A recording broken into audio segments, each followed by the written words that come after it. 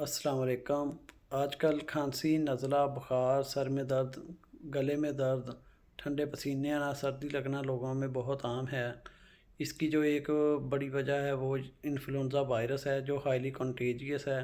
मतलब एक बंदे से दूसरे बंदे में बहुत तेज़ी से फैलता है।